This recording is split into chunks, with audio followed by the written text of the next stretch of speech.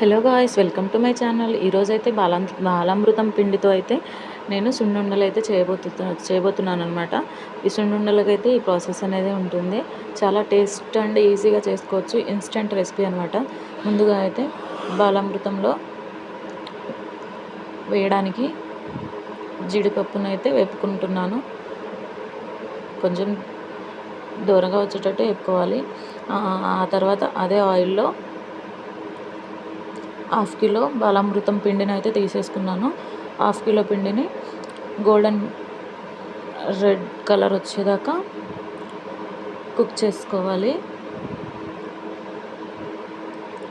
అడుగంటకుండా మీడియం ఫ్లేమ్లోనే కుక్ చేయాలి.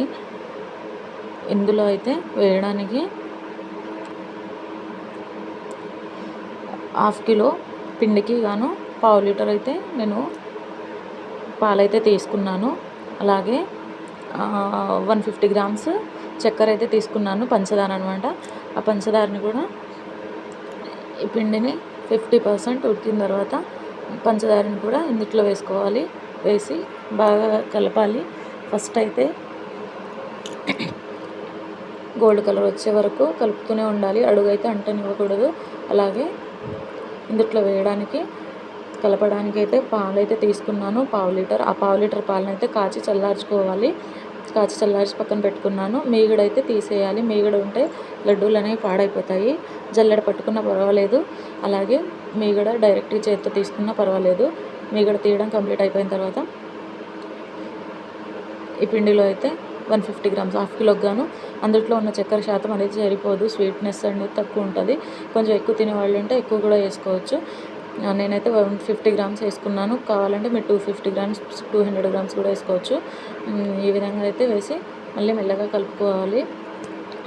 పంచదార అనేది వేసాక కొంచెం హై ఫ్లేమ్లోనే కుక్ చేయాలి. కుక్ చేశాక రెడ్ కలర్ అయితే వచ్చేసింది కదా, ఈ కలర్లో వచ్చేదాకా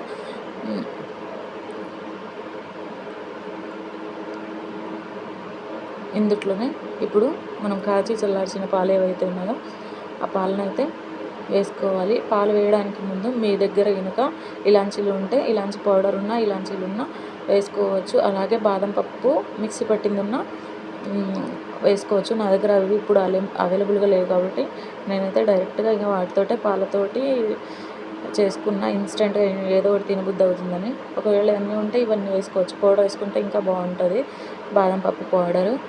నా రెసిపీ కోసం అయితే నేను ఇంట్లో ఉన్న వాటిని వాడుకున్నాను. ఈ విధంగా అయితే కలుపుకోవాలి బాగా. అంటే మెత్తగా మనం పాలనేది పోసాక మెత్తగా అయిపోతుంది. ఆ పాలనేది కొంచెం ఇంకిపోయేదాకా మళ్ళీ ఆ పిండిని అయితే ఉడకబెట్టాలి. కొంచెం దగ్గరికి వచ్చేలాగా ఉడకబెట్టుకోవాలి. ఆ తర్వాత పిండిని అయితే చల్లార్చి గ్యాస్ అయితే ఆఫ్ చేసేసాను. మినిమం 10 to 15 మినిట్స్ అయితే ఇదే లో ఫ్లేమ్లో కుక్ చేయాలి. దగ్గరికి వచ్చేసింది కదా, ఈ విధంగా వచ్చేదాకా కుక్ చేసుకోవాలి. ఇప్పుడైతే పిండి అయితే చల్లారిన తర్వాత ఒక్కొక్కటిగా చుట్టుకుంటూ వాటిలో నేను ఇందాక వేపిన జీడిపప్పును అయితే యాడ్ చేసుకుంటున్నాను. ఈ విధంగా వచ్చిందాక నేను మీకు చూపిస్తున్నాను ఏ విధంగా పిండి అనేది వచ్చిందనేది. నాకైతే ఈ కన్సిస్టెన్సీలో వచ్చింది. ఇప్పుడైతే ఒక్కొక్కటి మరీ ఎక్కువ చల్లారొద్దు. చల్లారితే పిండి పొడి బారిపోతుంది. కొంచెం వేడి మీద ఉన్నప్పుడే లడ్డూలు అనేవి చుట్టుకోవాలి. టేస్ట్ అయితే చాలా బాగుంటుంది. మీరు కూడా ట్రై చేయండి. సమ్మర్ కదా, మా ఇంట్లో అయితే 2 పిల్లలు ఉన్నారు, ఇద్దరికి వస్తూనే ఉన్నాయి బాలామృతం ప్యాకెట్స్. ఈ విధంగా అయితే లడ్డూలు చేసుకోవచ్చు, స్టోర్ చేసుకోవచ్చు. 5-6 డేస్ వరకు ఎలాంటి ఇబ్బంది ఉండదు, పాడవదు, బూజు కూడా రాదు. అలాగే మీగడ అనేది వచ్చిందనుకో లడ్డూలు అనేవి పాడైపోతాయి. Thank you for watching. ఎవరైనా కొత్తగా నా ఛానల్ చూస్తున్న వాళ్ళైతే వీడియోని అయితే లైక్ చేసి, షేర్ చేసి, సబ్స్క్రైబ్ చేసుకోండి. ఇలాంటి మంచి రెసిపీ కోసం నా ఛానల్ని షేర్ చేసి, లైక్ చేసి, సబ్స్క్రైబ్ చేయండి. Thank you for watching. Easy and tasty అనమాట. Thank you for watching. Bye bye.